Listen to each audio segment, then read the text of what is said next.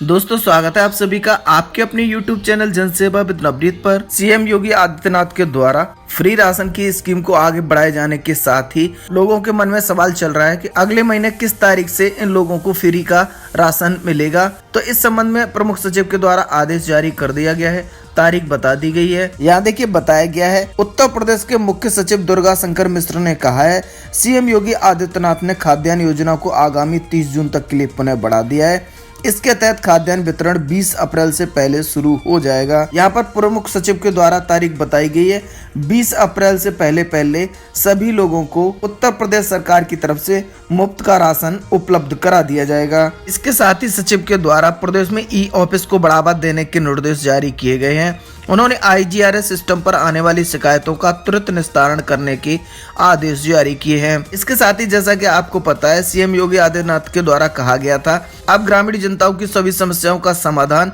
ग्राम चौपाल के माध्यम से किया जाएगा, जिसमें सप्ताह में प्रत्येक ग्राम पंचायत में ग्राम चौपाल लगेगी। इस संबंध में अपर सचिव ने कहा है, ग्राम चौपाल के माध्यम से ग्राम वासियों की समस्याओं का निदान गांव में ही किया जाएगा। ऐसे आदेश यहां पर सचिव के द्वारा जारी कर दिए गए हैं। यानी सीएम योगी आदित्यनाथ के ऐलान के साथ ही अधिकारियों ने अपनी तैयारियां पूरी कर ली हैं। ग्राम चौपाल के साथ ही गेहूं खरीद के अलावा मुफ्त राशन की तारीखों का ऐलान भी कर दिया गया है। आगे बढ़ लेते हैं, बात कर लेते हैं ई श्रम कार्ड धारकों की। नई सरकार के गठन के साथ ही ई श्रम कार्ड धारकों के लिए बड़ी खुशखबरी निकल के आ रही है। सरकार की तरफ से 500 रुपए लाभार्थियों के खातों में भेज दिए गए हैं। देखिए न्यूज के माध्यम से भी बताया गया है, आप भी चेक कर लें बैंक अकाउंट। 99,000 लाभार्थियों के खातों में भेजे गए 500 रुपए। आगे यहाँ देखिए न्यूज के माध्यम से नीचे बताया गया है, सरकार ने असंगठित क्षेत्रों के मजदूरों को लाभान्वित करना शुरू कर दिया है।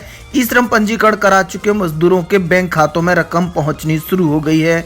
बैंक खातों में लोगों को 500 रुपए और 1,000 रुपए पहुंचने लगे हैं। तो बड़ी खुशखबरी है, यहाँ से सभी ई श्रम कार्ड धारकों के लिए सभी मजदूरों के खातों में सरकार की तरफ से 500 और 1,000 रुपए भेजे जा रहे हैं। आगे यहाँ नीचे बताया गया, फिलहाल 500 रुपए महीने के हिसाब से बैंक खाते में जाने थे। यह रुपए 4 महीने के लिए थे। अब तक किसी के खाते में 1,000 रुपए करके दोनों 1000 रुपए पहुंच गए हैं, तो कुछ के खातों में 500 रुपए करके भेजे जा चुके हैं।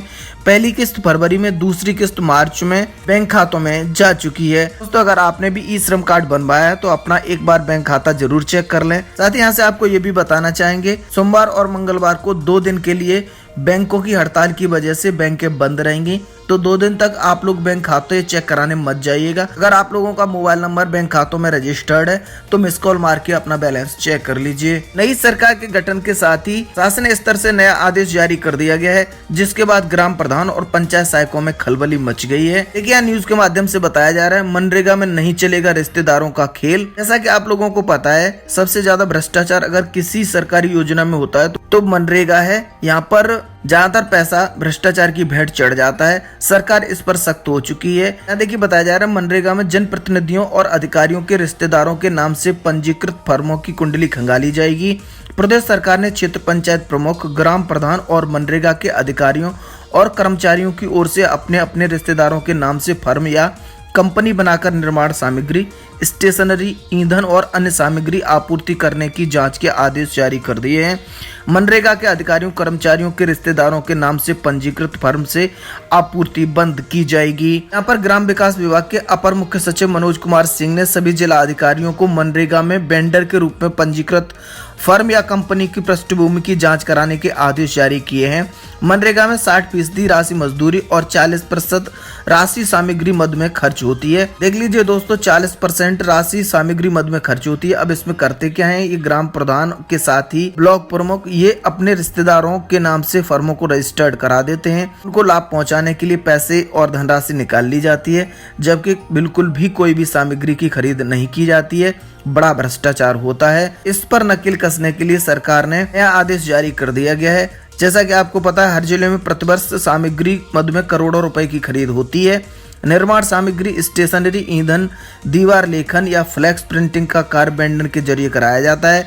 वेंडर का पंजीकरण मनरेगा के पोर्टल पर किया जाता है। अब इस प्रकार का आदेश क्यों जारी किया गया, यहाँ जानकारी दी गई है। बाकी जानकारी में आया है कि कुछ जिलों में क्षेत्र पंचायत अध्यक्ष, खंड विकास अधिकारी, ग्राम प्रधान, ग्राम पंचायत सचिव, तकनीकी सहायक, सहायक कार्यक्रम अधिकारी, सहायक लेखाकार, कंप्यूटर ऑपरेटर, ग्राम रोजगार सेवक अपने अपने नजदीकी रिश्तेदारों के नाम से फर्म या कंपनी संचालित कर रहे हैं।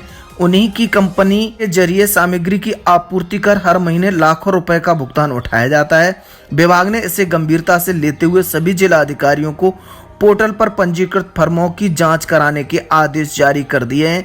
देख लीजिए दोस्तों, यहाँ पर बड़ा आदेश जारी किया गया है सभी ग्राम प्रधानों के साथ जो भी कर्मचारी मनरेगा से संबंधित हैं। अब इस योजना में भ्रष्टाचार करना किसी के लिए भी आसान नहीं होने वाला है। अब रिश्तेदार की जद में कौन कौन आएंगे, इस संबंध में भी यहाँ जानकारी दी गई है। अधिकारी या कर्मचारी के पिता, दादा, ससुर, चाचा, मामा, पुत्र, पौत्र, दामाद, भाई, भतीजा, भांजा, चचेरा भाई, ममेरा भाई, पत्नी का भाई, बहनोई, पति, पति का भाई, पति की बहन, पत्नी की बहन, पत्नी, पुत्री, पुत्र वधू, चचेरे ममेरे भाई की पत्नी की सास और चाची इस जद में शामिल की जाएंगी। कुछ प्रधानों से ये भी देखने के लिए मिलता है वो अपने परिवार के सदस्यों के खातों में ही मनरेगा की धनराशि को भेज देते हैं। अब शासन स्तर से इस पर शिकंजा कसेगा और यहाँ देख लीजिए मनरेगा में किसी प्रकार की लापरवाही बर्दाश्त तो नहीं की जाएगी। तो आप भी ग्राम पंचायत से जुड़े हुए कोई भी कर्मचारी हैं और मनरेगा के अंतर्गत आप भी कार्य कर रहे हैं तो यहाँ से आपकी भी गर्दन फंस सकती है।